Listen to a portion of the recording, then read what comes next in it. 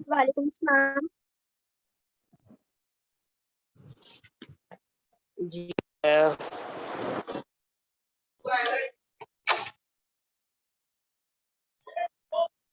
आज हम Miller Harley का चैप्टर पढ़ेंगे कम्युनिकेशन।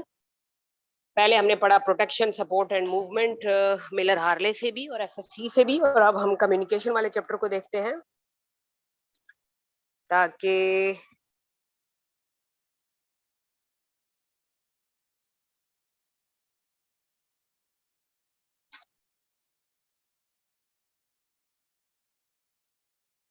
हम देखें जो हमारा न्यूरॉन्स का सिस्टम है बेसिकली वो इस चैप्टर में हम देखेंगे।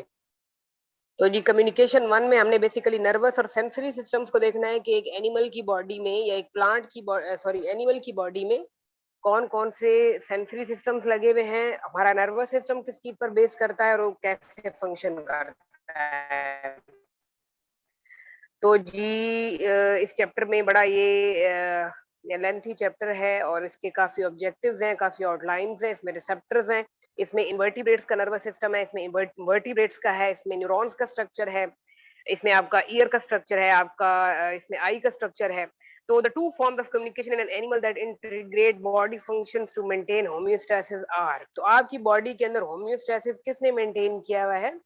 एक तो है आपके neuron. Neuron is the structural and functional unit of nervous system, जो कि ट्रांसमिट करता है इलेक्ट्रिकल सिग्नल्स को, और वो सिग्नल्स फिर इंफॉर्मेशन को बॉडी में रिपोर्ट करते हैं और फिर उसके मुताबिक क्विक रिस्पांस भी यानी कि तैयार करवाते हैं फ्रॉम ब्रेन। तो you can say that neuron is a quick, you can say a cell that can transmit electrical signals. Hormones यानी कि आपकी बॉडी के अंदर दो तरह के कम्युनिकेशन सिस्टम मौजूद है, एक नर्वस कोऑर्डिनेशन और एक chemical coordination. Nervous coordination system is based upon brain, spinal cord, mean यानी central nervous system and peripheral nervous system, whereas your hormones they are produced from the glands and your body have a very efficient endocrine system by which communication occurs. Hormones are slower, they are chemical signals।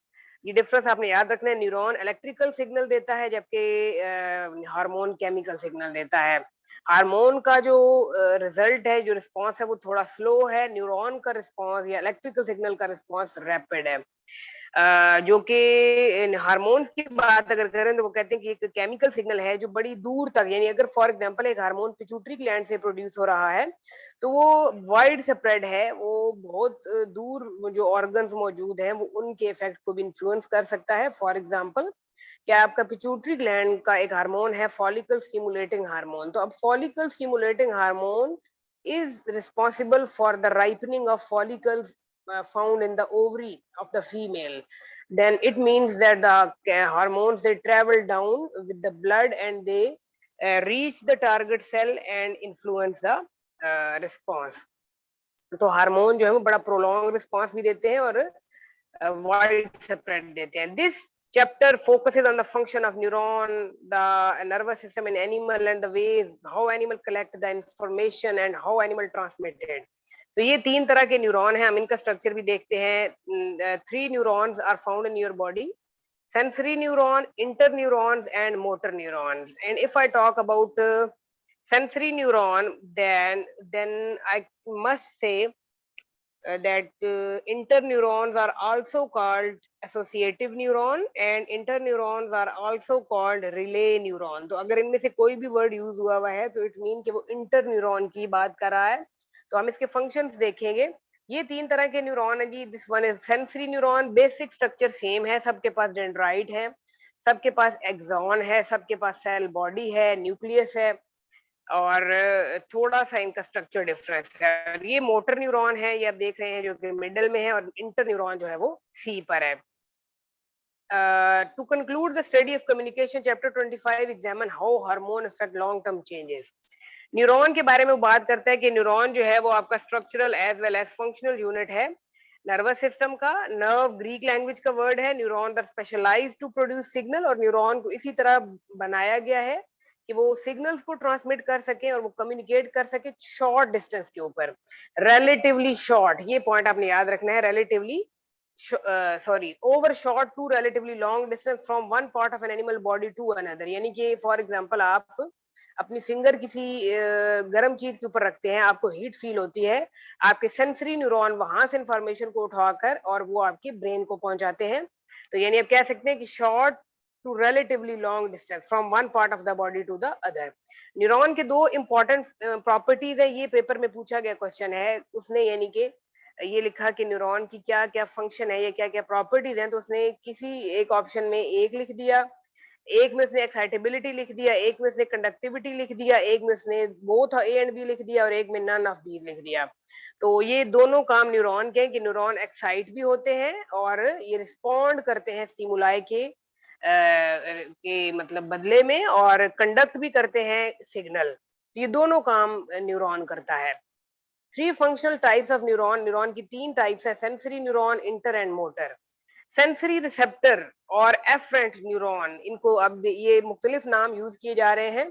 तो Miller Harley is the most authentic you can say book that is included in the BSc syllabus of Punjab University. So इसके अंदर से मतलब chance होता है काफी हद तक के पेपर उठाया जाए, क्वेश्चन उठाया जाए। तो इसमें वो लिख रहा है कि जी रिसेप्टर न्यूरॉन को एफरेंट भी कहा जाता है, एक्ट एज अ रिसेप्टर। तो ये सेंसरी रिसेप्टर वो है जो आपकी स्किन के ऊपर मौजूद है, जो कि एक्सटर्नल एनवायरनमेंट की तब्दीली को महसूस करते हैं और वो पैगाम देते हैं आगे इंटर को, और इंटर पे देते हैं मोटर को, और मोटर देता है ब्रेन को। चेंजेस इन द इंटरनल और external environment stimulate sensory neuron which respond. तो बाहर की आपके एनवायरनमेंट में फॉर एग्जांपल टेम्परेचर हाई हो रहा है, टेम्परेचर लो हो रहा है, कोई और किसी किस्म की चेंज है, तो वो आपके स्किन के ऊपर मौजूदा जो कोल्ड रिसेप्टर हैं, जो हीट रिसेप्टर हैं, जो पेन रिसेप्टर हैं, जो बैरो रिसेप्टर हैं, जो नोसी रिसेप्टर हैं, वो सारे स्टिमुलाई को सेंस करते हैं और वो पैगाम को आगे पहुंचाते हैं। तो फिर आपकी बॉडी उसके मुताबिक रिस्पॉन्ड करती है। तो which respond by sending signals to the major integrating center। तो न्यूरॉन का काम है कि इंफॉर्मेशन को आपके मेजर सेंटर यानी ब्रेन को पहुंचाना, where information is processed. Inter neuron क्या करते हैं, comprise the integrating centre. Inter का मतलब होता है विद इन द टू, यानी दो चीजों के दरमियान में जो काम कर रही है, एक चीज जो उनको जोड़ रही है आपस में, वो इंटर न्यूरॉन है। That receive signal from sensory and transmit them to motor. अब आप इसमें आपने ये तरतीब याद रखनी है कि सेंसरी इंफॉर्मेशन को उठाता है, इंटर दरमियान में एक ब्रिज का काम कर रहा है जो सेंसरी से पैगाम लेकर मोटर को देता है। मोटर को अफेक्टर भी कहा जाता है, ये ईफ्रंट न्यूरॉन भी। अभी आपने याद रखना है, सेंसरी एफरंट और मोटर ईफ्रंट।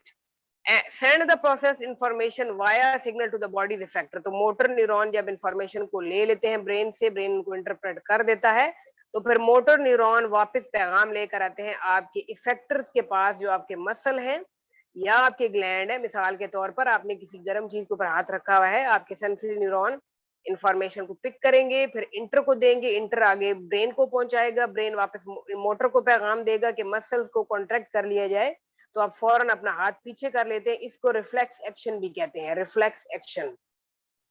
तो ये काम है आपकी बॉडी में न्यूरॉन्स का। न्यूरॉन का स्ट्रक्चर क्या है ये हम जल्दी से देख लेते हैं। न्यूरॉन के तीन पार्ट है, सेल बॉडी भी सब में है, डेंड्राइट भी और एक्सॉन भी। सेल बॉडी मेन पार्ट है। अगर सेल बॉडी के बारे में एक दफा क्वेश्चन आया हुआ भी है कि which one of the following is the nutritive part of neuron, यानी कौन सा ऐसा हिस्सा है न्यूरॉन का जो उसको न्यूट्रिशन दे रहा है, तो वो सेल बॉडी है। क्यों? क्योंकि ऑर्गेनेलीज इसके अंदर लाए कर रहे होते हैं। The motor neuron has many short thread like branches. जैसे आपने ऊपर मोटर न्यूरॉन की तस्वीर देखी, ये तो इसकी शॉर्ट थ्रेड लाइक स्ट्रक्चर्स हैं, जिनको आप क्या कहते हैं, डेंड्राइट्स। तो ये जो डेंड्राइट्स है ना, डेंड्राइट का वर्ड डेंड्रॉन से निकला है, ये डेंड्राइट्स है, ये आपके डेंड्राइट्स हैं, ये आपके डेंड्राइट्स हैं, ये आपके डेंड्राइट्स हैं। और इसी तरह ये जो भी प्रोसेसेस निकल रहे हैं ना, ये छोटे छोटे ये डेंड्राइट्स हैं। तो डेंड्राइट का वर्ड जो है वो निकला है डेंड्रॉन से, और डेंड्रॉन का मतलब है ट्री। तो ये ट्री लाइक है क्योंकि, तो इसलिए इनको डेंड्राइट का नाम दिया गया है। Dendron mean tree which are actually extension, basically cell body की ही एक्सटेंशन को डेंड्राइट कहा जाता है, और ये कंडक्ट करती है signal toward the cell body. ये आपने पॉइंट याद रखना है। डेंड्राइट का काम है दूसरे न्यूरॉन से इंफॉर्मेशन पकड़कर अपने न्यूरॉन के अंदर लेकर आना टुवर्ड द सेल बॉडी, लेकिन एक्सॉन जो है वो रिलेटिवली लॉन्ग होता है, सिलिंड्रिकल होता है और वो कंडक्ट करता है signal away from the cell body. ये आपने दोनों का डिफरेंस याद रखना है। ये जो है न्यूरॉन है, न्यूरॉन में अब ये डेंड्राइट इंफॉर्मेशन को पकड़कर अपने न्यूरॉन के अंदर लेकर आ रहा है, जबकि यहाँ से इंफॉर्मेशन बहुत क्विकली ट्रांसमिट होती है और एक्सॉन इसको लेकर जा रहा है away from the cell body. तो एक्सॉन का काम है transmit the signal away from the cell body, whereas dendrite का काम है transmit the signal towards the cell body. ये आपने बात याद रखनी है यहाँ पर। उसके बाद जी ये स्टिमुलस की एग्जांपल दी है, जनरलाइज पाथवे दी है जो कि आपके नर्वस सिस्टम की है कि किस तरह काम करता है। तो यहाँ पर वो कह रहा है कि सबसे पहले इंफॉर्मेशन इनपुट आ गई, फिर आपके रिसेप्टर ने पकड़ी, फिर रिसेप्टर ने आपके सेंसरी न्यूरॉन को दी, फिर आगे जाकर जी क्या आया, उसका रिस्पॉन्स आया, जैसे कि मसल ग्लैंड इफेक्टर जो है उन्होंने कॉन्ट्रैक्ट कर लिया, मोटर न्यूरॉन वापस पैगाम लाया। ये देखिए इसमें एरोज में शो किया हुआ है कि कौन पैगाम लेकर जा रहा है और कौन पैगाम लेकर आ रहा है। तो यहाँ पर वो बात करता है इनपुट आया स्टिमुलस, रिसेप्टर ने सेंस किया, सेंसरी न्यूरॉन के पास आई, सेंसरी ने पैगाम इंटर को दिया, यहाँ से बात चली, यहाँ पर इंटर तक आ गई। इंटर न्यूरॉन्स क्या है, इंटीग्रेशन है, कलेक्शन है इंफॉर्मेशन की और रिस्पॉन्सेज की of the central nervous system, और ये आगे पैगाम देंगे मोटर न्यूरॉन को, और मोटर न्यूरॉन फिर देंगे आपके इफेक्टर हैं आपके मसल्स और आपकी ग्लैंड, और वो फिर अपना रिस्पॉन्स शो करेंगे। तो ये सारा जो प्रोसेस है ये फ्लो है इंफॉर्मेशन की आपके नर्वस सिस्टम के अंदर। अच्छा जी, अब हम बात करते हैं कि किस तरह एक न्यूरॉन पैगाम उठाता है। जब वो पैगाम उठाता है, जब इम्पल्स पकड़ता है, तो उसके अंदर कौन कौन सी चेंजेस आती हैं।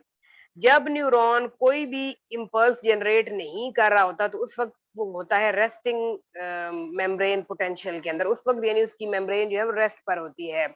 उसका भी हम देखते हैं कि उस वक्त उसका वोल्टेज क्या होता है। तो जब इम्पल्स ट्रांसमिट होती है तो उस वक्त उसकी क्या वोल्टेज होती है। ये वोल्टेज पेपर में पूछा गया क्वेश्चन है।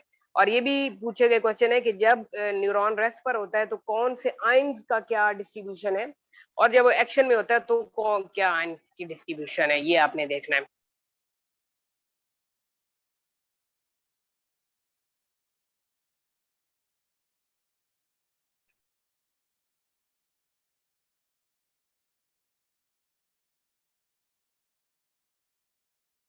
जी ये आपके जी है रेस्टिंग मेम्ब्रेन पोटेंशियल। तो जी आप देख रहे हैं इस टाइम ड्यूरेशन में न्यूरॉन रेस्ट पर है। तो यहाँ पर क्या होता है कि जब न्यूरॉन रेस्ट पर होता है, सबसे पहले आपने जो बात याद रखनी है वो ये रखनी है कि इसका वोल्टेज होता है -70 मिली वोल्ट। ये मिली वोल्ट में पूछा गया, अगर वो वोल्ट में पूछे तो वोल्ट में ये है 0.07 वोल्ट रेस्टिंग मेम्ब्रेन पोटेंशियल। अगर वो वोल्ट में पूछे तो 0.07, और अगर वो मिली वोल्ट में पूछे तो -70 मिली वोल्ट। ये ही एक दफा पूछा गया था कि रेस्टिंग मेम्ब्रेन पोटेंशियल क्या है। तो ये देखें कि अगर हम इसको रीड आउट करें, ये चलिए हम पहले स्ट्रक्चर देख लेते हैं जो हम पढ़ रहे हैं कि इसमें डेंड्राइट एक्सॉन होते हैं। यहाँ पर वो लिख रहा है कि the neurons of hydra, hydra के बारे में पहले भी बात हो चुकी है। हाइड्रा नाइडेरिया से बिलोंग करता है। हाइड्रा डिप्लोब्लास्टिक एनिमल है और ये नाइडेरिया है, नाइडेरिया फाइलम से बिलोंग करता है, और इस फाइलम का कदीमी नाम जो है वो सिलेंट्रेटा भी है। The neurons of hydra and sea anemone, ये दोनों नाइडेरियन है, do not have a sheath covering the axon of neuron. अब गौर से सुनना है आपने। अगर हम स्ट्रक्चर की बात करें तो हम कह रहे हैं कि तीन ही पार्ट्स हैं, सेल बॉडी, डेंड्राइट और एक्सॉन। कुछ न्यूरॉन हैं उनकी एक्सॉन के ऊपर एक शीथ होती है जिसको आप कहते हैं माइलिन शीथ, लेकिन वो यहाँ पर कह रहा है कि जो हाइड्रा और सी एनीमोन है उसके न्यूरॉन के ऊपर माइलिन शीथ नहीं होती, no covering. Other invertebrate and all vertebrate, बाकी कुछ इनवर्टिब्रेट हैं और तमाम वर्टिब्रेट जो हैं हैव शीथिड न्यूरॉन, उनके नर्वस सिस्टम में कहीं ना कहीं वो न्यूरॉन भी पाए जाते हैं जिनके ऊपर माइलिन शीथ होती है। ये भी हम देखेंगे कि किस जगह पर माइलिनेटेड न्यूरॉन है और किस जगह पर इंसान के या वर्टिब्रेट के नर्वस सिस्टम में नॉन माइलिनेटेड न्यूरॉन है। When present the laminated lipid sheet, अब ये भी पूछा जाता है क्वेश्चन कि माइलिन शीथ जिसका हम नाम ले रहे हैं कि ये एक्सॉन को कवर करती है, ये किस चीज की बनी हुई होती है। तो ये बनी हुई होती है लिपिड की। ठीक है, ये लिपिड शीथ है, ये अपने अंदर से ट्रांसमिट नहीं करती इम्पल्स को, बल्कि जब न्यूरॉन की एक्सॉन के ऊपर माइलिन शीथ होती है तो उस पर इम्पल्स जंप करती है, क्योंकि वो लिपिड शीथ के अंदर से गुजर नहीं सकती। In some neuron in neurolemmocyte formerly known as Schwann cell. बड़े इंपॉर्टेंट क्वेश्चन है कि जी वो आपसे अगर पूछे कि लेमिनेटेड लिपिड शीथ जो है उसको तो माइलिन कह रहे हैं जो एक्सॉन के ऊपर है, अगर आपसे पूछा जाए कि माइलिन शीथ जिन सेल की बनी हुई है उन सेल्स का नाम बताएं, तो अगर वो न्यूरोलेमोसाइट लिखे तो ये भी सही है, लेकिन most of the time paper में शिवान सेल्स का वर्ड यूज किया जाता है। तो माइलियन शीथ बनी हुई है शिवान सेल्स की, जो कि रैप करती है द माइलियन शीथ इन लेयर्स, जो उसको लेयर्स की शक्ल देती है। इन दीज न्यूरॉन्स, तो मैं आपको इसका स्ट्रक्चर थोड़ा सा ड्रॉ करके दिखाती हूँ। फॉर एग्जाम्पल आप समझिए कि हम अगर इसको अपने उसमें देखें तो आप समझिए कि ये एक सेल बॉडी है, ये इसके अंदर से जो प्रोसेस निकल रहे हैं ये डेंड्राइट्स हैं, ठीक है, ये डेंड्राइट्स है, ये एक्सॉन है, ये एक्सॉन है, और ये फिर एक्सॉन के प्रोसेस हैं जो आगे अगले न्यूरॉन के अंदर इम्पल्स को भेजेंगे। तो अगर मैं बात करूं माइलिन शीथ की, तो ये एक्सॉन है, इसके ऊपर इस तरीके से कवर होती है माइलिन शीथ। और माइलिन शीथ के बारे में मैंने आपको बताया है कि ये किसी किसी इन्वर्टिब्रेट यानी हाइड्रा और सी एनीमोन के पास नहीं है, बाकी सबके पास है, और वर्टिब्रेट भी सबके पास है। लिपिड की बनी हुई है, और सेल्स जो माइलिन शीथ बनाते हैं उनको न्यूरोलेमोसाइट या शिवान सेल्स भी कहते हैं। होता क्या है जी इसमें कि जो माइलिन शीथ है, in these neurons gaps called neurofibril nodes. अच्छा, ये आप देखिए ना कि ये जो कुछ जगह मैंने खाली छोड़ दी है, ये वाली जगह हो गई, ये वाली जगह हो गई, ये वाली जगह हो गई, ये मैंने खाली छोड़ दी है, यहाँ पर माइलिन शीथ नहीं है, यहाँ पर माइलिन शीथ नहीं है। अब इन जगहों को क्या कहा जाता है, पहला क्वेश्चन ये है, इन जगहों को न्यूरोफाइब्रिल नोड भी कहा जाता है, और इन जगहों को नोड्स ऑफ रेनवेयर भी कहा जाता है। ये दोनों पॉइंट आपने याद रखने हैं, रेनवेयर, नोड्स ऑफ रेनवेयर, क्योंकि इनको डिस्कवर करने वाले साइंटिस्ट का नाम था, और न्यूरोफाइब्रल नोड भी इनको कहा जाता है। होता क्या है कि इम्पल्स इस तरह के न्यूरॉन या माइलिनेटेड न्यूरॉन पर जंप करती है from node to node. From node to node जब इम्पल्स जंप करती है तो वो तेजी से एक न्यूरॉन से गुजरती हुई अगले तक पहुंच जाती है, क्योंकि दरमियान में माइलिन शीथ की इस प्रोसेस को तेज कर देता है। तो ये है जी प्रोसेस, ये आपने याद रखना है। इसमें न्यूरोफाइब्रल नोड क्या है, शवान सेल्स क्या है, माइलिन शीथ किस चीज की बनी हुई है। द न्यूरोलेमोसाइट, जिनको पिछले में हमने शिवान सेल्स भी कहा है, ये एग्जिस्ट करते हैं, एग्जिस्ट का मतलब है मदद करते हैं in the regeneration of injured myelinated neuron. अगर फॉर एग्जांपल कोई इंजरी हो जाती है तो माइलिनेटेड न्यूरॉन इंजर्ड हो जाता है, उसकी माइलिन शीथ डैमेज हो जाती है, तो बाद में ये न्यूरोलेमोसाइट इकट्ठे होकर रीजनरेट भी करते हैं उस शीथ को। The nervous system receive data, nervous system information पकड़ता है, जिसको आप इनपुट स्टिमुलस कहते हैं। इंटीग्रेट का मतलब है उसको वो देखता है, इफेक्ट करता है, और फिर पैगाम भेजता है आपके इफेक्टर यानी मसल्स या ग्लैंड्स को, और फिर वो रिस्पॉन्ड करते हैं। इन द एनिमल्स फिजियोलॉजी, ये फिजियोलॉजी के अंदर काम होता है कि पहले इनपुट स्टिमुलस फिर output response. In given neuron, the dendrite or the receptor cell body is the integrator and the ends of the axon are effector। तो ये याद रखना है आपने कि अगर एक न्यूरॉन की बात की जाए तो डेंड्राइट रिसेप्टर है जो इंफॉर्मेशन कैच कर रहे हैं, सेल बॉडी उसको चेक कर रही है, इंटीग्रेट कर रही है और इंटरप्रेट कर रही है, और एक्सॉन जो है वो इफेक्टर है, वो रिस्पॉन्स शो करवा रहे हैं। तो ये आपने याद रखना है।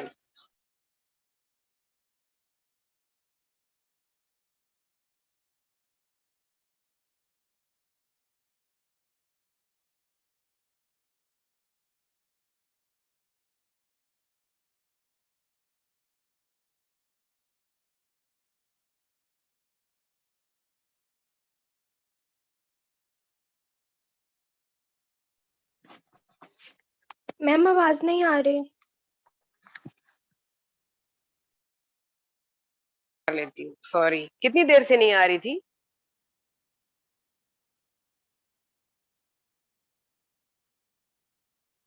जी अच्छा सना, आपने मुझे मैसेज किया हुआ है मैडम ये कंप्लीट हुआ है, बस ये न्यूरॉन कहाँ तक, कम्युनिकेशन की आवाज नहीं आई। अच्छा अच्छा, ये न्यूरॉन सना आपने मुझे कम्युनिकेशन की नहीं है। ठीक है जी। ठीक है ठीक है, मुझे आपने ना चैट में मैसेज किया हुआ है कि 0.07 जो है ना वो माइनस में नहीं होगा, क्योंकि जब -70 जब मिली वोल्ट है फिर वो माइनस में होगा। वोल्ट फिर आप अगर वहां पर प्लस का साइन लगा हुआ है तो भी ठीक है, अगर नहीं लगा हुआ तो भी ठीक है, लेकिन ठीक है ma'am. 0.07 is not in minus, it is plus. ठीक है तो मैम। फिर न्यूरॉन की कम्युनिकेशन में सबसे इंपॉर्टेंट बात जो है वो ये है कि जब न्यूरॉन में से इंपल्स जनरेट करती है तो न्यूरॉन के अंदर जो उसकी प्लाज्मा मेम्ब्रेन है वो बड़ा अहम किरदार अदा करती है। Changes in the membrane permeability, तो मेम्ब्रेन की परमेबिलिटी आयंस के लिए तब्दील हो जाती है। Movement of ion produce a nerve impulse that travel along the plasma membrane of the dendrite cell body and axon of each neuron. क्योंकि nerve impulse पूरे न्यूरॉन पर ट्रेवल करती है तो मेम्ब्रेन की परमेबिलिटी चेंज होती चली जाती है। अच्छा, यहाँ पर पहले हम रेस्टिंग मेम्ब्रेन देख लेते हैं कि ये जो न्यूरॉन है ये फर्स्ट नंबर पर बना हुआ है। दिस इसमें क्या है कि न्यूरॉन जो है आपका रेस्ट के ऊपर है। इसमें अंदर आप देख रहे हैं कि इस वक्त चार्जेस नेगेटिव है और बाहर चार्जेस पॉजिटिव है। ये आपने बात याद रखनी है कि when the neuron is at rest, the inside of the neuron is negative whereas the outside of the neuron is positive. Now the question is that which type of neurons are present inside and which type of neuron are present outside. तो अगर इस diagram में आप देखें तो outside sodium ion है और inside potassium ion है। यहाँ पर भी इनसाइड पोटाशियम है और आउटसाइड सोडियम है, लेकिन यहाँ पर आपका क्वेश्चन बनता है वो ये बनता है कि सोडियम भी पॉजिटिव है पोटाशियम भी पॉजिटिव है, then how inside of the neuron is negative when the neuron is at rest. This is the very important point. तो ये मैं आपको बताती चलूं कि न्यूरॉन की इनसाइड क्यों इसने यहाँ पर नेगेटिव के साइंस लगाए हुए, क्योंकि न्यूरॉन की इनसाइड कुछ इनऑर्गेनिक आयंस मौजूद हैं। नेगेटिव इनऑर्गेनिक आयंस मौजूद होते हैं अंदर वाली साइड पर, यानी प्रोटीन्स हो गए कुछ इस तरह की चीजें, वो नेगेटिव इनऑर्गेनिक आयन है जो इनसाइड को नेगेटिव कर देते हैं as compare to outside. That is why आप कहते हैं कि रेस्ट कंडीशन पर अंदरूनी साइड न्यूरॉन की नेगेटिव होती है और बैरूनी पॉजिटिव। अच्छा, यहाँ पर नीचे उसने एक इंफॉर्मेशन लिखी है कि वोल्ट मीटर जो है ना ये इस वोल्टेज को मेजर करता है, इस इलेक्ट्रिक पोटेंशियल को दो इलेक्ट्रोड्स के जरिए। When the one micro electrode is placed inside a neuron at rest and when is placed outside, the electrical potential inside the cell is -70 millivolt. तो ये देखा गया कि इनसाइड द सेल उस वक्त वोल्टेज था -70 relative to the outside. In a neuron at rest, sodium is more concentrated outside. ये आपने बात ये सोडियम की डिस्ट्रीब्यूशन और पोटेशियम की याद रखनी है कि जब न्यूरॉन रेस्ट पर होता है तो outside of the neuron is concentrated of sodium and potassium is more concentrated inside. तो इस डायग्राम में आपको क्लियर हो रहा है कि how sodium is concentrated outside and how potassium is concentrated inside. ये दो ही आयंस हैं जो मेनली नर्व इंपल्स के अंदर एक किरदार अदा करते हैं। तो इस तरह आप कह सकते हैं कि a neuron in this resting condition is said to be polarise. ये भी आपने वर्ड जरूर याद रखना है, पेपर में एक दफा question polarisation, depolarisation and repolarisation and hyper polarisation, ये कॉन्सेप्ट चारों वाजिया करने हैं आपने बड़े अच्छे तरीके से, तो आप इसका आंसर कर सकेंगे। ये जो कंडीशन मैंने सारी आपके सामने रखी है, रेस्टिंग कंडीशन जिसमें inside negative, outside positive, inside potassium, outside sodium, -70 millivolt, no nerve impulse, resting membrane potential. This condition of the neuron is called polarized neuron. This side is called polarized neuron. और अगर आपसे पूछा जाए कि कौन सा ऐसा डिवाइस है सॉरी या कौन सा ऐसा ऑपरेटस है जो इस इलेक्ट्रिक पोटेंशियल को मेजर कर रहा है, तो वो वोल्ट मीटर है। अब हम देखते हैं कि जब इम्पल्स इसमें से गुजरती है तो क्या तब्दीलियां आती हैं द न्यूरॉन्स। अच्छा, ये बात हो गई। Resting neuron is not conducting, इसको रेस्टिंग क्यों कह रहे हैं कि अभी इसमें से इंपल्स नहीं गुजर रही। The plasma membrane of resting is polarise, इस वक्त इसकी प्लाज्मा मेम्ब्रेन पोलराइज है। The fluid on the inner side of the membrane is negatively charge, अंदरूनी साइड नेगेटिव है with respect to positively charge fluid outside the membrane. बाहर negative है, positive है, अंदर नेगेटिव है। The difference in electrical charge between the inside and the outside of the membrane at any given point is due to the relative number of positive and negative ions in the fluid on either side of the membrane. ये वही बात है कि अंदर और बाहर positive और negative क्यों है। अंदरूनी साइड पर नेगेटिव इसलिए है क्योंकि अंदर बेशक पोटेशियम मौजूद है लेकिन इनऑर्गेनिक आयंस की वजह से अंदरूनी साइड नेगेटिव कही जा रही है, आउटसाइड सोडियम की वजह से पॉजिटिव कही जा रही है।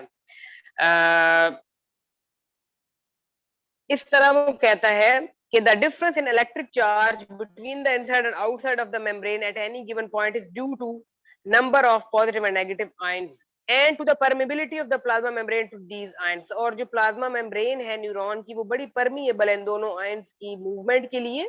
The difference in charge, ये जो charge का difference है ना, inside negative outside positive, this is called resting membrane potential. All cells have such a resting potential, but neurons and muscle cells are specialized to transmit and recycle it rapidly. तमाम sales के पास ये resting potential होता है, लेकिन neuron और जो आपके muscle के सेल हैं वो स्पेशलाइज हैं, क्योंकि उन्होंने इंफॉर्मेशन को जरा ज्यादा रैपिडली ट्रांसमिट करना होता है और रिसाइकल करना होता है, इसलिए उनमें ये वाली कंडीशन जो है वो ज्यादा प्रिवेल करती है. The resting potential is measured in millivolt. वैसे तो रेस्टिंग पोटेंशियल को मिली वोल्ट में मेजर किया जाता है, जिसको हम -70 कह रहे हैं. अब millivolt is 1/1000 of a volt, यानी एक वोल्ट का 1000 जो पार्ट है वो मिली वोल्ट है. Due to unequal distribution of various electrically charged ions, sodium ion are more highly concentrated in the fluid outside, whereas potassium is and negative protein ions. अब ये देख लें, ये नेगेटिव प्रोटीन आयन है जो inside को negative कर रहे हैं, more highly concentrated inside. The sodium and potassium ion constantly diffuse, और हर वक्त सोडियम पोटाशियम हल्के फुल्के प्लाज्मा मेम्ब्रेन में से डिफ्यूज हो रहे हैं through the ion channel in the plasma membrane, moving from region of higher concentration to region of lower. तो ये भी आपसे पूछा जा सकता है कि सोडियम और पोटाशियम आयन किस ट्रांसपोर्ट के जरिए मूव करते हैं, तो आपने कहना है diffusion. Diffusion is a movement of molecule from the region of higher to lower. These there are also permeability. अच्छा, ये जो है ये वो आपको दिखा रहा है, ये आप समझिए कि प्लाज्मा मेम्ब्रेन है, ठीक है जी. ये गेटेड चैनल है. गेटेड का मतलब है ये गेट कभी बंद भी हो जाते हैं, ये ओपन है, इसके ऊपर कोई गेट नहीं लगा हुआ. अच्छा, उसके अलावा आपने याद रखना है कि जो प्लाज्मा मेम्ब्रेन होती है न्यूरॉन की, उसके ऊपर सोडियम पोटाशियम पंप लगे हुए होते हैं जो एक्टिवली सोडियम और पोटाशियम को इन और आउट मूव कराते हैं. कुछ गेटेड चैनल्स हैं, कुछ नॉन गेटेड हैं. ये वाली साइड आउटसाइड आप लगा लें और ये वाली साइड आप इनसाइड लगा लें. तो इन इन चीजों के जरिए जो है ना मूवमेंट होती है. तो अगर आपसे पूछा जाए कि सोडियम और पोटाशियम किस तरह इन आउट जाते हैं, तो आपने कहना है सोडियम पोटाशियम पंप्स के जरिए. इसका ऑप्शन होता है, ये क्वेश्चन भी था एक दफा. और वैसे ये कुछ आयंस हैं जो कुछ और आयंस हैं जो कि गेटेड चैनल और नॉन गेटेड के जरिए भी मूव करते हैं. तो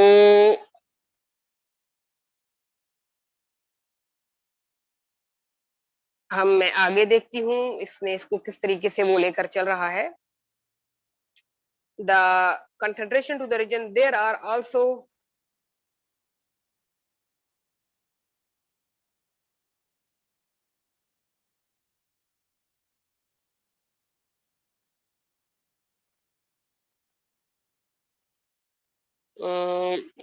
यहाँ पर हम आते हैं जी. There are also larger chloride ion. अब देखें कि बेशक मैंने आपको बताया कि नर्व इंपल्स में बुनियादी किरदार जो है वो सोडियम और पोटाशियम का है, लेकिन कुछ और आयंस भी हैं, larger chloride ions and huge negative protein ions which can not move easily.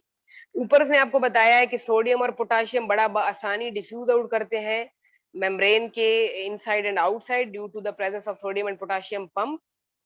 लेकिन कुछ बड़े बड़े क्लोराइड आयन भी होते हैं और बड़े बड़े प्रोटीन आयंस भी हैं जो आसानी इस तरह से मूव नहीं कर सकते inside to the outside. However, इसके बावजूद ये यू कैन से ताहम the concentration of sodium and potassium ion on the two sides of the membrane remain constant. लेकिन उसके बावजूद सोडियम और पोटाशियम की मिकदार बराबर रहती है, you can say constant due to action of, क्योंकि सोडियम पोटाशियम जो पंप है ये एटीपी का इस्तेमाल करते हुए which is powered by ATP, the pump actively move sodium ions to the outside. तो ये काम पंप कर रहे हैं जो एक्टिवली सोडियम को बाहर निकालते हैं और पोटाशियम को इनसाइड ले जाते हैं. बिकॉज, अच्छा ये बड़े इंपॉर्टेंट पॉइंट है, ये आपने जरूर याद रखना है. ये पॉइंट आपने जरूर याद रखना है. मैं आपको बता रही हूँ कि सोडियम मूव करता है आउटसाइड. सोडियम मूव करता है outside because outside is positive, because it moves 3 sodium molecule out for each 2 molecule that move in. ये नंबर याद रखना है। एक सोडियम पोटेशियम पंप की एक उसके जरिए जो है, जो एक उसकी मूवमेंट है, उसके जरिए एक वक्त में 3 सोडियम जो है वो अंदर से बाहर आ रहे हैं और 2 पोटेशियम बाहर से अंदर जा रहे हैं। ये भी वजह है अंदर वाली साइड के नेगेटिव होने की, क्योंकि अंदर पॉजिटिव कम है एज कंपेयर टू आउटसाइड। तो ये आपने 2 पॉइंट जरूर याद रखने हैं कि why inside is negative due to negative organic ion, inorganic ion, and due to 2 potassium moving inside and 3 potassium moving outside. Both ions leak back across the membrane. दोनों ion leak तो कर रहे हैं, लेकिन वो किस तरीके से कर रहे हैं वो मैंने आपको बता दिया कि 3 बाहर और 2 अंदर, down their concentration gradient. However, move more easily back to the outside, adding to the positive charge. तो बाहर आना ज्यादा आसान है, इसलिए बाहर ज्यादा पॉजिटिव चार्ज है and contributing two membrane potential of, और इस तरीके से इनका कांस्टेंट रहता है मेम्ब्रेन पोटेंशियल जो कि है -70 मिलीवोल्ट। ठीक है जी।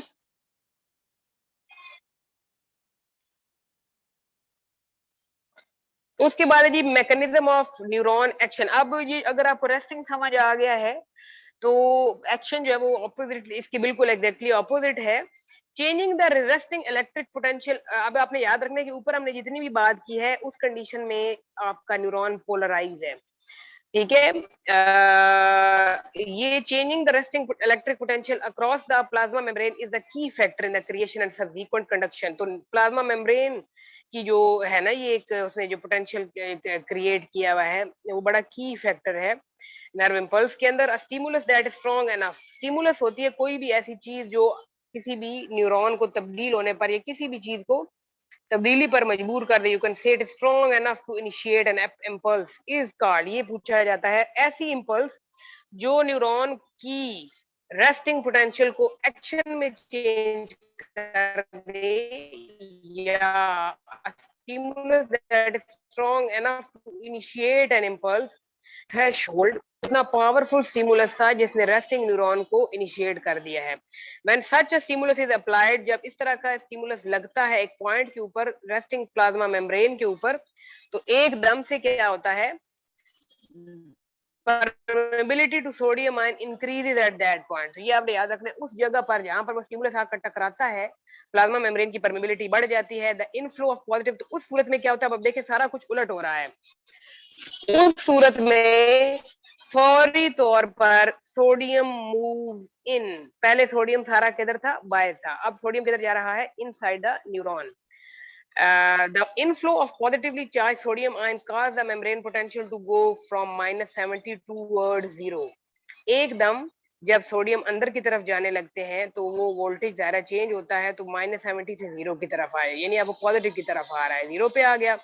दिस लॉस इन मेम्ब्रेन, अब मेम्ब्रेन की वो पोलैरिटी लूज हो गई है जो पहले थी, उसको कहते हैं डीपोलराइजेशन। अब ये आपने याद रखना है, पोलराइजेशन और डीपोलराइजेशन का difference. When depolarisation reaches a certain level, जब एक खास हद तक डीपोलराइजेशन बढ़ जाती है, स्पेशल सोडियम चैनल, वो जो सोडियम चैनल है जो वोल्टेज गेटेड चैनल है, दैट आर सेंसिटिव, वो सेंसिटिव है बहुत ज्यादा चेंजेस के लिए, मेम्ब्रेन के पोटेंशियल के लिए, वो फौरन से खुल जाएंगे।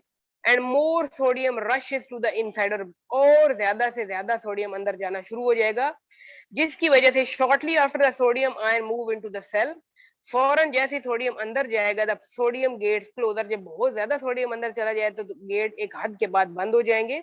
लेकिन अब इस वक्त वोल्टेज गेटेड पोटेशियम खुल जाएंगे। तो लेकिन उसने आपको पहले बताया कि 3 सोडियम अंदर जाते हैं तो 2 पोटेशियम बाहर आते हैं, तो इसलिए जब सोडियम गेट बंद हो जाएंगे तो पोटेशियम गेट खुल जाएंगे and potassium rapidly diffuse outward. The movement of sodium out of the cell build up positive charge outside the cell again. तो अब काम उलट हो रहा है, अब अंदर पॉजिटिव आयन ज्यादा जा रहे हैं और बाहर पोटेशियम बाहर आ रहा है, सोडियम अंदर जा रहा है, तो बाहर वाली साइड पे अब चीजें नेगेटिव हो रही हैं और अंदर वाली साइड पर चीजें पॉजिटिव हो रही हैं। The movement of potassium ion out of the cell built up the positive charge outside the cell again and the membrane become repolarized. अब गौर से सुनना है आपने, depolarize, depolarize, repolarize। polarize simply था inside negative outside positive, depolarize था कि जब मेम्ब्रेन अपनी पोलैरिटी को लूज कर देगी, जब सोडियम बाहर से अंदर जाना शुरू हो जाएगा, उसको आप कहेंगे जब वोल्टेज 70 से 0 की तरफ आ गया है -70 से, तो वो डीपोलराइज होगी। लेकिन क्या होगा कि अगर सोडियम बेशक बाहर से अंदर तो रश कर रहा है, लेकिन कुछ ना कुछ पोटेशियम भी तो अंदर से बाहर आ रहा है। 3 अगर सोडियम बाहर से अंदर जा रहे हैं तो 2 पोटेशियम भी बाहर आ रहे हैं। तो इस तरीके से वो कहता है कि तकरीबन positive charge outside the cell जो है वो बिल्ड अप रहेगा एंड मेम्ब्रेन बिकम, उस सूरत में आप उसको कहेंगे रीपोलराइजेशन, यानी कि 3 सोडियम इन 2 पोटेशियम आउट। तो इस सूरत में पॉजिटिव चार्ज फिर भी किसी हद तक बिल्ड अप है आउटसाइड और inside. This series of membrane changes trigger a similar cycle in an adjacent region of the membrane. इसी तरह मेम्ब्रेन के हर हिस्से में ये तब्दीली आती चली जाएगी जिधर जिधर स्टिमुलस पहुंचता चला जाएगा। And the wave of depolarisation move down the axon, और इसी तरह ये डीपोलराइजेशन एक्सॉन के ऊपर ट्रैवल करेगी और एक्शन पोटेंशियल, ये जब चार्जेस रिवर्स होते हैं ना, जब सारा कुछ उलट हुआ है, इसको एक्शन पोटेंशियल कहा जाएगा। Overall the transmission of an action potential along the neuron plasma membrane is a wave of depolarisation and rep. Overall जब ये सारी ट्रांसमिशन होती है ना एक्शन पोटेंशियल की, तो उस वक्त न्यूरॉन की जो प्लाज्मा मेम्ब्रेन है वो एक लहर में कभी डीपोलराइज होती है, कभी रीपोलराइज होती है, कभी डीपोलराइज होती है, कभी रीपोलराइज। इसमें आप देख रहे हैं कि प्लाज्मा मेम्ब्रेन जो है वो बड़ा की फैक्टर प्ले कर रही है रेस्टिंग न्यूरॉन को एक्शन में तब्दील करने में। आफ्टर ईच एक्शन पोटेंशियल, हर एक्शन पोटेंशियल के बाद there is an interval of time, दरमियान में एक वक्फा आता है, अगली इंपल्स जनरेट होने के दरमियान में एक वक्फा आता है, when it is more difficult for another action potential to occur, जब अगली का होना भी मुमकिन नहीं है, बिकॉज मेम्ब्रेन का अभी तक ये पॉइंट आपने याद रखना है, ये पॉइंट आपने याद रखना है कि जब एक दफा एक इंपल्स गुजर जाती है न्यूरॉन में, तो अगली इंपल्स जनरेट होने तक न्यूरॉन दरमियान में गैप लेता है, क्योंकि उस वक्त तक अभी न्यूरॉन के लिए मुश्किल होता है कि वो अनदर एक्शन पोटेंशियल को कर सके, क्योंकि membrane has become hyper polarise. उस वक्त मेम्ब्रेन क्या हो चुकी है? हाइपर पोलराइज हो चुकी है due to the constant movement of charges inside and outside. Hyper polarise का मतलब है मोर नेगेटिव देन -70, -70 से भी ज्यादा नेगेटिव हो चुकी है inside, due to large number of potassium ions that rushed out, क्योंकि ज्यादा से ज्यादा पोटेशियम बाहर आ गया है। दिस ब्रीफ पीरियड, वो जो छोटा सा वक्फा है जिसमें मेम्ब्रेन हाइपर पोलराइज होती है, उसको कहते हैं रिफ्रैक्टरी पीरियड। इसके बारे में पूछा गया है, the gap that a neuron takes for generation of another action potential, what this gap is called, it is refractory period. और यहाँ से पूछा जाए कि what is the condition of the ions when there is no action potential generating, or there is the interval of time between the two you can say waves of action potential, you can say the membrane is hyperpolarized। hyperpolarized का मतलब है ज्यादा, hyper mean above, यानी कुछ हद से ज्यादा ही वो पोलराइज हो चुकी है, मीन मोर नेगेटिव है, -70 से भी ज्यादा नेगेटिव। हालांकि आपने रेस्टिंग में देखा था कि अंदरूनी साइड नेगेटिव है जिसकी वोल्टेज है -70, तो हाइपर पोलराइज की स्टेट ये होती है कि अंदरूनी साइड उस वक्त -70 से भी ज्यादा नेगेटिव हो चुकी होती है, जिसकी वजह से आप उसे हाइपर पोलराइज कहते हैं। उस वक्त अगली इंपल्स को जनरेट करना मुमकिन नहीं होता, तो वो गैप होता है, उस गैप को आप कहते हैं refractory period. During this period the resting potential is being restored, तो उस पीरियड के दौरान दोबारा रेस्टिंग रिस्टोर होता है at the part of the membrane, उस जगह पर जहां से इंपल्स गुजरी थी। आफ्टरवर्ड द न्यूरॉन इज, और बाद में दोबारा न्यूरॉन रीपोलराइज और वो अब दोबारा इंपल्स जनरेट करने के काबिल हो चुका है। मिनिमम स्टिमुलस, एक सबसे छोटा वो स्टिमुलस थ्रेशोल्ड जिसको आपने कहा है, जो जरूरी है इनिशिएट करने के लिए action potential, but an increase in stimulus intensity, जो कि स्टिमुलस की शिद्दत को बढ़ा देगा, does not increase the strength, लेकिन स्ट्रेंथ उतनी रहती है, जाहिर है। The principle that states that an axon will fire at full power or not at all is the all or none law, ये हमने मसल के केस में भी देखा है। तो कहता है कि वो प्रिंसिपल जब एक्सॉन फुली ऑन फायर होगा, जब एक्सॉन फुली आयंस को बड़ा तेजी से इनसाइड आउटसाइड कर रहा होगा, यानी इसको आप कह सकते हैं फुल पावर से काम करता है, उस वक्त वो सारे का सारा यानी फायर पर है, या वो बिल्कुल भी नहीं है, तो इसको ऑल और नॉन लॉ कहते हैं। Increasing the axon diameter and और एडिंग अ माइलिन शीट, अच्छा हमने माइलिन शीट की बात पहले की है, वो कहता है कि increasing the axon diameter, axon की गोलाई का बढ़ाना या माइलिन शीट का लगना, इंक्रीज इससे कंडक्शन की स्पीड बढ़ती है। अगर आपसे पेपर में पूछा जाए कि if we want to increase the speed of conduction of nerve impulse, what things are necessary? तो आप कहेंगे कि either diameter of the neuron axon or the myelin sheath. Axon with large diameter transmit impulse faster than smaller one. Larger diameter axon are common among many invertebrate. तो ज्यादा invertebrate के अंदर यानी कि जो आपके माइनर फाइलम्स है, जो फाइलम्स है जो इन्वर्टिब्रेट है उनके अंदर इम्पल्स तेजी से भागती है क्योंकि उनका डायमीटर ज्यादा होता है। जैसे क्रे फिश और अर्थवर्म की एग्जांपल दे रहा है, ये एग्जैक्टली आपसे पूछा जा सकता है कि which one of the following animal has axon having a larger diameter, तो अर्थवर्म और crayfish. The largest are those of the squid. अब ये स्क्विड का जिक्र एक दफा पेपर में आया हुआ था, मेरे पेपर में, कि what is the scientific name, उसने कुछ पूछा हुआ था इस तरह करके, तो लोलिगो इसका नाम है। आप देख रहे हैं इसने आगे दिया हुआ भी है, Loligo the scientific name of squid, where axon diameter में बी ओवर 1 मिलीमीटर। तो ये भी पूछा जा सकता है, और axon have conduction velocity greater than 36 metre per second, तो ये भी पूछा जा सकता है। The giant squid, giant squid जो है, स्क्विड जो है ना, ये आपका सबसे बड़ा इन्वर्टिब्रेट है। इन्वर्टिब्रेट की दुनिया का सबसे बड़ा जानवर आपका स्क्विड है, Loligo. Axon provide a simple rapid triggering, इसका बड़ा सिंपल और रैपिड ट्रिगरिंग मैकेनिज्म है, फॉर ये बड़ा तेजी से अपने आप को शिकार से बचा लेता है। A single action potential elicit a maximum contraction, और एक ही एक्शन पोटेंशियल के नतीजे में इसके सारे मसल्स जो हैं वो कॉन्ट्रैक्ट कर जाते हैं, that is it innervate. Mental contraction, अच्छा इसके ऊपर, क्योंकि ये स्क्विड जो है ना, ये फाइलम मोलस्का से बिलोंग करता है, और मोलस्का वाले आपको पता है अपने ऊपर शेल रखते हैं, और अपने ऊपर मेंटल रखते हैं जो शेल सेक्रीट करता है। तो मेंटल कॉन्ट्रैक्शन, मेंटल का सिकुड़ जाना रैपिडली, और उसमें से पानी सारा बाहर चला जाता है, जेटिंग द स्क्विड अवे, और स्क्विड एकदम उड़कर प्रेडेटर से दूर चला जाता है, जो कि आपने पीछे जेलीफिश के हवाले से देखा, जेट प्रोपल्जन, कि पानी को एकदम निकालना छतरी में से, तो उससे उसकी रैपिड मूवमेंट होती है। Most vertebrate axon have diameter of less than 10 micrometer, ये याद रखना है। वर्टिब्रेट का एक्सॉन की डायमीटर कम होता है, जिसकी वजह से सम फिश और एम्फीबियन हैव इवॉल्वड लार्ज, मछलियां और एम्फीबियन जो हैं उनके न्यूरॉन जो है वो, उन पर माइलिन शीथ जो है वो नहीं होती। अनमाइलिनेटेड एक्सॉन्स हैं 50 micrometer in diameter, they extend from the brain down the spinal cord and they activate skeletal muscle for rapid escape, और ये इसके रैपिड एस्केप या प्रेडेटर से बचने के लिए एम्फीबियन इसका इस्तेमाल करते हैं। एक्सॉन के डायमीटर को अगर छोड़ दिया जाए, माइलिन शीथ बड़ा इंक्रीज करती है वेलोसिटी को। The reason for this velocity is that, क्योंकि माइलिन शीथ एक बड़ी अच्छी इंसुलेटर है, ये मैंने आपको पहले बताया है कि माइलिन शीथ बनी हुई है लिपिड की, और लिपिड में से आपको पता है चीजें ट्रांसमिट नहीं होती हैं, तो इसका मतलब है कि वो एक एक्सीलेंट इंसुलेटर है। माइलिन शीथ इंसुलेटर है जो अपने अंदर से इलेक्ट्रिक इंपल्स को गुजरने ही नहीं देता, and effectively stop the movement of ions, और वो उस जगह पर मूवमेंट ऑफ आयंस को भी सपोर्ट नहीं करता। Action potential are generated only at neural fibril node, जिनका जिक्र मैंने पीछे किया है।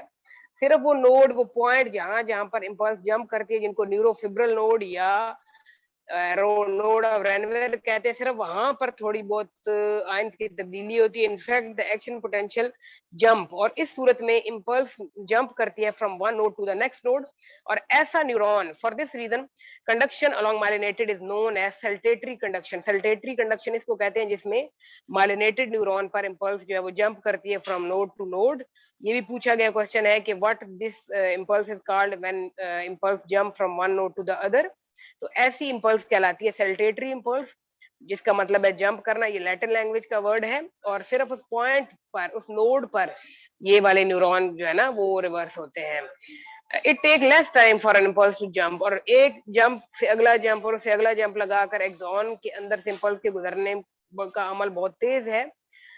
From node to node along a myelinated fibre than to travel, और बजाय कि पूरे ये एक्सॉन से गुजरा जाए, तो इसलिए माइलिनेटेड न्यूरॉन जो उनके अंदर इंपल्स तेजी से जाती है। Myelination allow rapid conduction in small neuron and thus provide for evolution of things. अच्छा, ये ग्राफ हम आगे देखते हैं, ये आपको बताएगा कि membrane depolarize, repolarize, hyperpolarize and all that.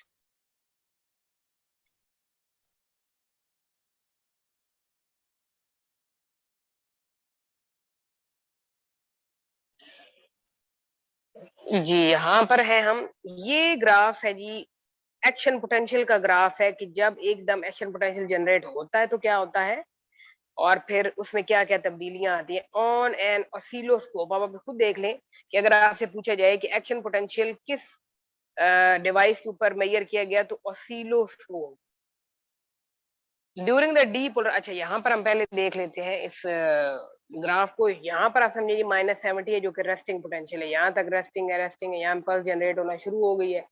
अब यहाँ पर तो न्यूरॉन था पोलराइज, अब यहाँ पर होना शुरू हो गया डीपोलराइज।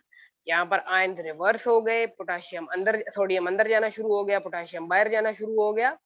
यहाँ पर अब डीपोलराइजेशन अपनी मैक्सिमम पीक पर है, पीक पर है, ठीक है, इसलिए इसको वो लगाया गया। और जब एक पीक पर पहुंचती है इम्पल्स, तो फिर उसके बाद ऑब्वियसली वो वापस आती है, क्योंकि वहां से अब इम्पल्स आगे जा रही है।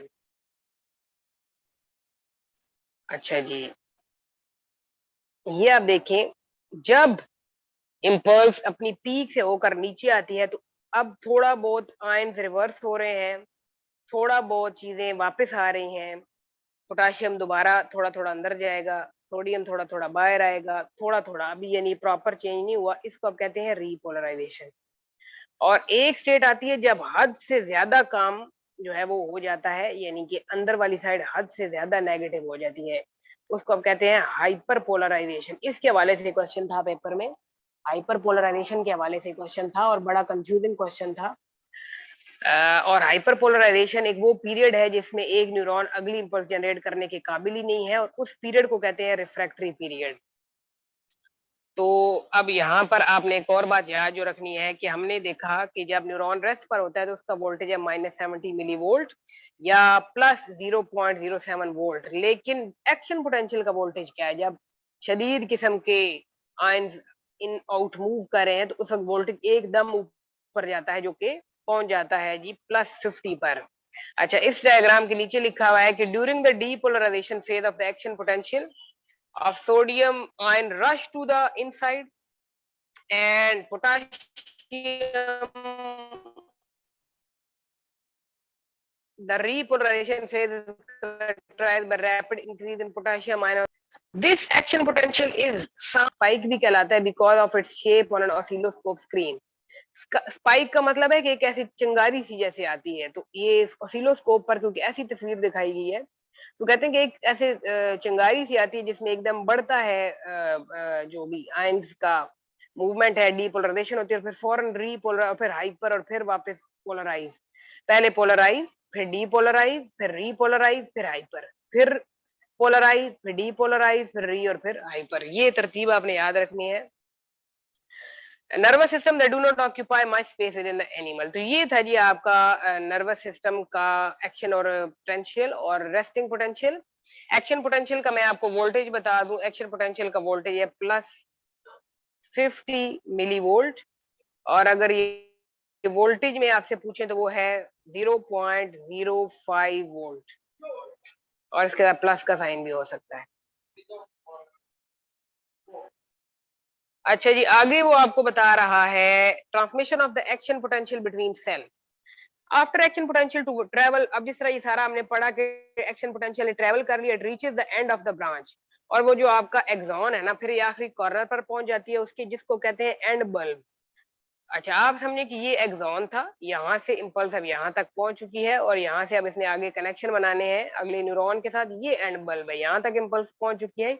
यहाँ पर पहुंचकर क्या होता है, यहाँ पर पहुंचकर एक न्यूरॉन अगले के साथ कनेक्शन कैसे बनाता है, दिस इज द पॉइंट। इसको कहते हैं साइनैप्स। साइनैप्स का मतलब ये कनेक्शन, ग्रीक लैंग्वेज का वर्ड है जिसमें एक न्यूरॉन, अब आप खुद देखें कि हमने जब न्यूरॉन के पार्ट्स के नाम पढ़े हैं, डेंड्राइट और एक्सॉन वगैरह, तो हम अब समझिए कि ये हो गया जी डेंड्राइट। तो डेंड्राइट के हवाले से उसने कहा है कि डेंड्राइट पकड़कर इम्पल्स अपने पास ले आता है, जबकि एक्सॉन जो है वो पकड़कर इंफॉर्मेशन आगे देता है। ठीक है जी, ये हो गया डेंड्राइट, ये इंफॉर्मेशन ले आया, यहाँ से एक्शन पोटेंशियल जनरेट हो गया, यहाँ से बात आगे जाएगी।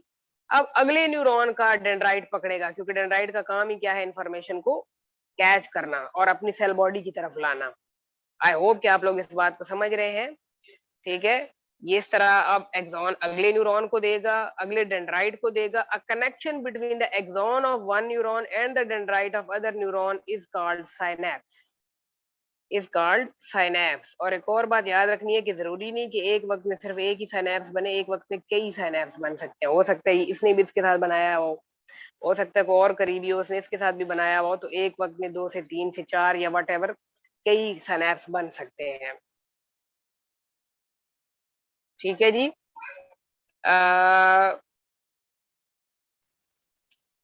साइनैप्स कनेक्शन है, जब एंड बल्ब पर बात पहुंच जाती है तो यहाँ पर इसकी डायग्राम बनाना जरूरी है एक्सॉन की। समझे कि ये सिर्फ एक्सॉन में बना रही हूँ, ये सिर्फ एक्सॉन में बना रही हूँ। ये and bulb, this is and bulb, this is and bulb. और ये आप समझें कि ये जो है ना, ये मैं डेंड्राइट बना रही हूँ जो इन्फॉर्मेशन लेंगे। ये इसका पॉइंट, ये इसका पॉइंट। अब इनके दरमियान कनेक्शन कैसे बनेगा? The synapse is the junction. Junction का मतलब है जहाँ दो चीजें इकट्ठी होती हैं between the axon of one neuron and the dendrite of another neuron और इफेक्टर। क्योंकि आपको पता है कि वो डेंड्राइट इफेक्टर भी शायद कह रहा था, the space between the end bulb and the dendrite of the next neuron. अच्छा, ये जो स्पेस है ना दरमियान में दो, द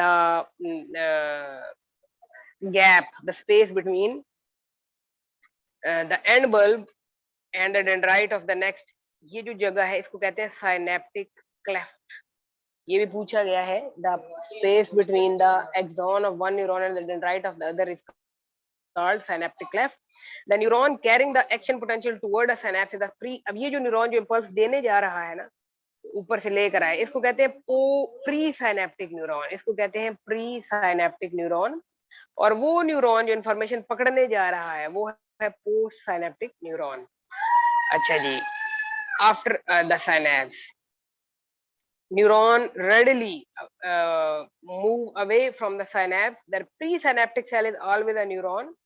अब हमेशा जो इंफॉर्मेशन देता है वो प्री साइनेप्टिक न्यूरॉन ही होता है, but the post synaptic can be a neuron. लेकिन लेने वाला न्यूरॉन भी हो सकता है, लेने वाला मसल सेल भी हो सकता है, और लेने वाला ग्लैंड। क्यों? क्योंकि आपको पता है कि जो इंफॉर्मेशन है ना वो वापस आती है ग्लैंड और मसल्स के पास, और वो इफेक्टर भी कहलाते हैं जो मोटर न्यूरॉन लाता है। तो इनको पैगाम मिल सकता है कि जी आप कॉन्ट्रैक्ट कर जाओ। ठीक है जी। सिनैप्स जो है, सिनैप्स की बात हम कर रहे हैं। सिनैप्स दो तरह की होती है, या तो कोई केमिकल भी रिलीज होता है या इलेक्ट्रिकल भी होता है। In electrical synapse, nerve impulse transmit directly from one neuron to neuron when positively charged ion move from one neuron to the next. These ion depolarize। अब एक क्या होता है कि आयन डायरेक्टली एक आयन एक न्यूरॉन से अगले में चले जाते हैं और फिर उसकी जाकर आयन का तबादला या आयन की तब्दीली शुरू कर देते हैं या डीपोलराइजेशन शुरू कर देते हैं पोस्ट साइनेप्टिक मेम्ब्रेन में, एज दो the two neuron were electrically coupled. क्योंकि उन दोनों न्यूरॉन्स का इलेक्ट्रिक एक कपल बन चुका है। इलेक्ट्रिक साइनेप्स ऐसा साइनेप्स जिसमें एक न्यूरॉन के पॉजिटिव आयन अगले को जाकर डीपोलराइज करना शुरू कर दें, वो जो है ना कपल्ड है दायरा। An electric impulse can rapidly transmit impulse in both direction. Electric impulse जो है वो कॉमन है फिशेस के अंदर, ये याद रखिएगा, ये बड़ी रैपिड होती है। And partially account for their ability to dart swiftly away from a threatening predator. और ये एकदम से प्रोड्यूस होती है मछली के अंदर उसको प्रेडेटर से दूर लेकर जाने के लिए। जो मेन साइनेप्स है वो केमिकल है। केमिकल का मतलब क्या है कि दरमियान में कोई केमिकल रिलीज किया जाता है, ये एंड बल्ब के ऊपर, एंड बल्ब के ऊपर कोई केमिकल यहाँ पर जब इम्पल्स पहुंचती है तो यहाँ पर आकर वो थैलियां बना लेती है, छोटी छोटी थैलियां बना लेती है जिनको कहा जाता है साइनेप्टिक वेसिकल्स। ये फिर थैलियां मेम्ब्रेन के साथ फ्यूज हो जाती हैं। फ्यूज होकर ये कुछ ऐसे केमिकल अपनी बाहर साइनेप्टिक क्लेफ्ट में कोई केमिकल रिलीज कर देती हैं। इस केमिकल को कहते हैं न्यूरोट्रांसमीटर। केमिकल को क्या कहते हैं? न्यूरोट्रांसमीटर। ऐसा कनेक्शन जो दो न्यूरॉन किसी केमिकल का सहारा लेकर बनाए उसको कहते हैं न्यूरो केमिकल साइनेप्स। और ये न्यूरोट्रांसमीटर है जो मैंने रिलीज किया, विच द प्री साइनेप्टिक, ये प्री साइनेप्टिक न्यूरॉन रिलीज किया है। अब होगा क्या कि आगे जो पोस्ट साइनेप्टिक न्यूरॉन पड़े हुए हैं वो उनके ऊपर रिसेप्टर्स मौजूद हैं। वो रिसेप्टर इनको इन न्यूरोट्रांसमीटर्स को अपने साथ बाइंड कर लेंगे। क्या कर लेंगे? बाइंड कर लेंगे। Which neurotransmitter changes the resting potential in the plasma of the receptor segment. जब जो रिसीव करेगा जाहिर है उसका अब इलेक्ट्रिक पोटेंशियल चेंज होने जा रहा है, क्रिएटिंग एन एक्शन पोटेंशियल। अगले में एक्शन जनरेट हो जाएगा क्योंकि उसके अंदर एक स्टिमुलस एंटर हो चुका है, विच कंटिन्यू द ट्रांसमिशन। और इस तरह इंपल्स उस पूरे न्यूरॉन में से या मसल्स में से या ग्लैंड में से गुजरेगी। ठीक है जी, ये सिनैप्स है आपका। हम देखते हैं कि न्यूरोट्रांसमीटर कौन कौन सा ज्यादातर इस्तेमाल होता है ज्यादातर कनेक्शन बनाने में। तो एक वर्ड आपने सुना हुआ होगा, acetylcholine. Acetylcholine is a very important neurotransmitter that form the synapse outside the central nervous system. ये जी ये जी सिनैप्स आपको बनाता हुआ दिखा रहा है जी। ये देखिए, ये एक्सॉन है, ये जो पूरा स्ट्रक्चर आपको खोल के दिखाया हुआ है दिस इज एक्सॉन। इस एक्सॉन की जो पॉइंट है, आखिरी पॉइंट है, उसके अंदर इथेलियां बन चुकी हैं जिनको आप सिनेप्टिक वेसिकल कह रहे हैं। इथेलियां बाय रिलीज हो जाएंगी क्लेफ्ट के अंदर। ये जो पूरा आखिरी पोर्शन है इसको एंड बल्ब कहते हैं, ये एक्सॉन से आ रही है। और इधर माइटोकॉन्ड्रिया भी होते हैं क्योंकि थैलियां बनने में न्यूरोट्रांसमीटर को रिलीज होने में एनर्जी चाहिए, और माइटोकॉन्ड्रिया आपको पता है पावर हाउस ऑफ सेल है।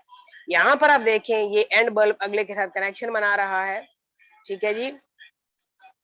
और इस तरह एक्शन पोटेंशियल इसमें चल पड़ी है आगे की तरफ। ये प्री साइनेप्टिक न्यूरॉन है, ये पोस्ट साइनेप्टिक न्यूरॉन है। इधर देखें, इस जगह को हम देखते हैं कि कैसे इंपल्स जनरेट हुई। ये देखिए कि थैली जो है वो मेम्ब्रेन फ्यूज कर जाएगी, यहाँ से आकर डिस्ट्रॉय हो जाएगी। और इधर आगे अगली मेम्ब्रेन पोस्ट साइनेप्टिक न्यूरॉन पर रिसेप्टर्स मौजूद हैं जो कि रिसेप्टर साइट्स हैं, मेम्ब्रेन चैनल्स हैं, आयनिक चैनल्स हैं पोस्ट साइनेप्टिक मेम्ब्रेन में, जो कि इन न्यूरोट्रांसमीटर्स को अपने साथ बाइंड कर लेंगे और इस तरह इंफॉर्मेशन एक न्यूरॉन से अगले में ट्रांसमिट हो जाएगी। इस तरह का साइनेप्स कहलाता है केमिकल साइनेप्स, ठीक है जी।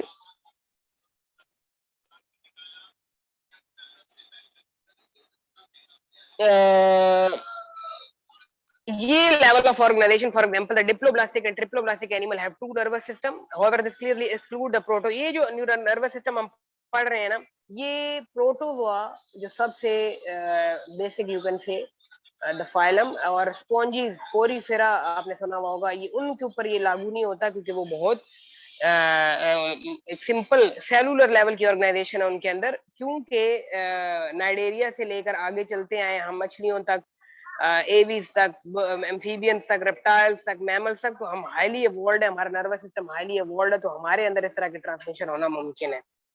Among animal more complex than spongy, 5 general evolutionary trends in nervous system development are apparent. अब स्पॉन्जीज और हमारे दरमियान जाहिर है बड़ी एवोल्यूशनरी चेंज है नर्वस सिस्टम में। The first has been integrated through out part 2 of this text. More complex animal possesses more detailed nervous system. Of all animal, the Cnidaria, Hydra, jellyfish and sea anemone have the simplest form of nervous system. ये पूछा जा सकता है।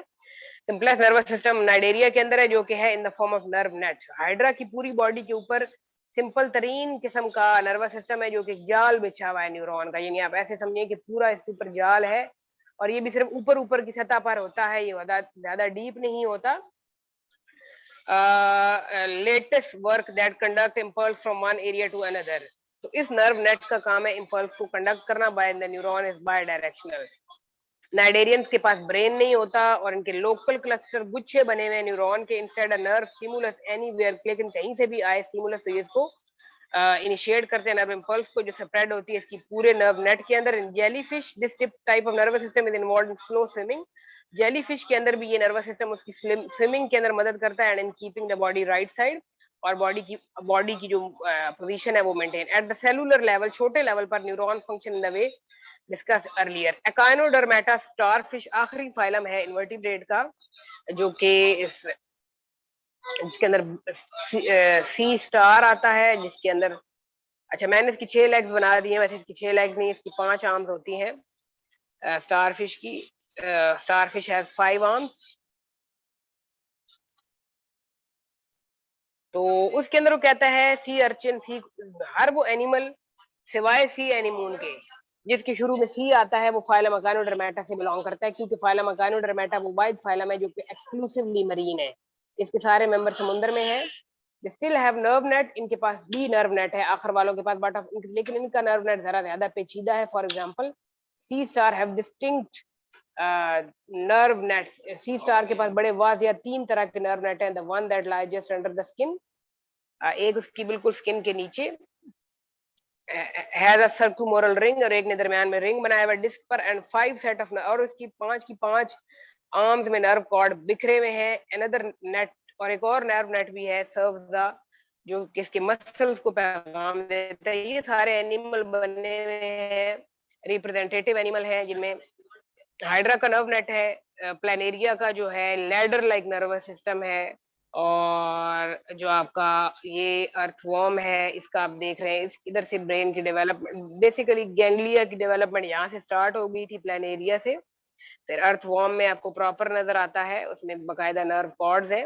उसके बाद हम आगे देखते हैं कि किस तरह नर्वस सिस्टम कॉम्प्लेक्स से कॉम्प्लेक्स होता चला गया। ये जो है डायग्राम आपको शो करेगी, ये देखिए ये क्रैब है, क्रैब आर्थ्रोपोडा है, तो इनमें और ज्यादा इवॉल्व है, जिसमें गैंग्लियन मौजूद है, थ्रेसिक गैंग्लियन है, सर्कम इसोफेरेंजियल गैंग्लियन है। उसके बाद ये अब ये है जी cephalopoda invertebrate and its scientific name is Loligo. ये इसका है जी, इसमें जियर नर्व फाइबर्स है, इसमें ब्रेन है, इसमें नर्व्स हैं, टेंटिकल्स हैं, और ये जो है ना ये आखिर पर जैसे आपको दिखाया हुआ है नर्वस सिस्टम एफ डायग्राम पर, ये स्टार फिश का है, इसमें हाइपोन्यूरल भी है, एक्टोन्यूरल ऊपर ऊपर सतही स्किन के ऊपर भी है, और एपिकल सिस्टम भी है। तो इस तरह ये आप देख रहे हैं the complexity of the nervous system in invertebrate. अच्छा, यहाँ पर वो कहता है कि जी मैं इसको ऊपर से अगर लेकर आऊं, तो उसके ऊपर बात करा था फिश की, स्टार फिश की। तो कहते हैं कि उसकी स्किन प्लेट्स ऑसिकल्स कहलाती हैं, उनके अंदर भी मौजूद है the third net connect to the tube feet, और तीसरा उसका नर्व नेट ट्यूब फीट के साथ जुड़ा हुआ है। हो जाएगी वो फ्रिज कुल ले हो जाएगा, सारा इधर आ जाओ। This degree of nerve net complexity permit locomotion, और इस तरह की जो डिग्री है नर्व नेट की कॉम्प्लेक्सिटी की, वो जो है लोकल मोशन के लिए बहुत फायदेमंद है स्टारफिश के लिए, और उसकी सेंट्रल कोऑर्डिनेशन के लिए। When sea star is flipped over it can right itself, अगर सी स्टार उल्टी हो जाती है तो अपने आप को स्टेट भी कर सकती है, क्योंकि उसके अंदर बड़ा अच्छा खूबसूरत किस्म के 3 तरह के नर्व नेट बिखरे हुए हैं।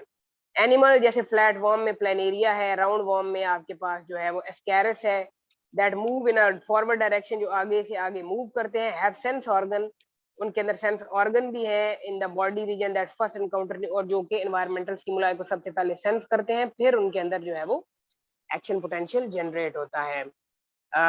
उसके बाद वो कहता है कि thus the motor impulses from head ganglia back to okay these, अच्छा ये थोड़ा सा डिफरेंस आ गया इसमें। Thus, the second trend in the nervous system evolution involves cephalization. Nervous system की एवोल्यूशन की बात हो रही है, तो दूसरे नंबर पर फिर शुरू में तो नर्व नेट था, फिर उसके बाद सेफलाइजेशन यानी हेड, सेफेलिक का मतलब होता है हेड रीजन, वो बनना शुरू हो गया, which is the concentration of receptor. तो आपका जो सेफलाइजेशन है ये डिफरेंट एनिमल की वो रिसेप्टर्स का मजमुआ है, जहाँ पर नर्वस टिश्यू भी है एनिमल बिहेवियर के, एनिमल के एंटीरियर एंड के ऊपर। जैसे आप फ्लैट फॉर्म प्लेनेरिया देख लें, उसके अंदर सबसे पहले गैंग्लिया देखा गया। Ganglia is a collection of cell bodies, ये भी पूछा गया क्वेश्चन है। Ganglion which are distinct aggregate, aggregate mean गुच्छे हैं नर्व सेल्स के अंदर हेड रीजन।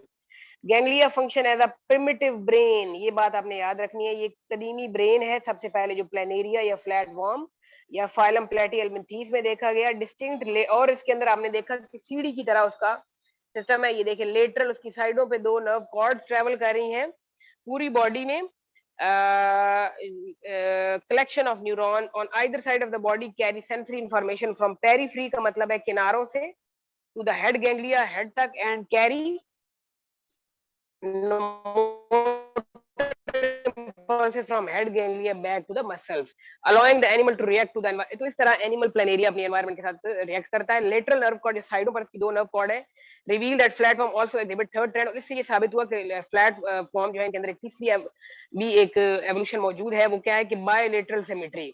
इससे पहले ये जो दोनों एनिमल है ना, हाइड्रा, हाइड्रा जो है ना वो बायलेटरल सिमेट्री नहीं रखता, हाइड्रा की रेडियल सिमेट्री है। तो फ्लैट वॉर्म ने ये भी शो किया कि उसकी बायलेटरल सिमेट्री है। बायलेटरल सिमेट्री एक ऐसा बॉडी प्लान है विद रफली equal and right and left half, जिसमें राइट और लेफ्ट हाफ बिल्कुल एक दूसरे के सेम होते हैं। Could have led to paired neuron muscle, इसमें इससे ये साबित हुआ कि चीजें पेयर फॉर्म में भी होती हैं, सेंसरी स्ट्रक्चर भी 2-2 होते हैं। दिस पेयरिंग फैसिलिटेट, और इस पेयरिंग की वजह से कोऑर्डिनेशन में ज्यादा आसानी होती है, such as climbing, crawling, flying और वॉकिंग। इन अदर इनवर्टिब्रेट जैसे क्रस्टेशिया फाइलम आर्थ्रोपोडा से बिलोंग करते हैं। इसमें क्रैब आता है, जिसकी डायग्राम ऊपर हमें देखी। Segmented worm and Arthropoda the organization of the nervous system show further advance, उनका फिर ज्यादा एडवांस है। जो आर्थ्रोपोडा बड़े हाईली सक्सेसफुल जो है ना वो इनवर्टिब्रेट है अर्थ के ऊपर, और ये सबसे ज्यादा इनके मेंबर मौजूद है, ये सबसे बड़ा फाइलम है इनवर्टिब्रेटा का। In these invertebrate axon join into nerve cord in addition to small centralized, इसमें छोटा सा ब्रेन भी है, स्मॉलर पेरिफेरल गैंग्लियन भी है जो कि मदद करता है।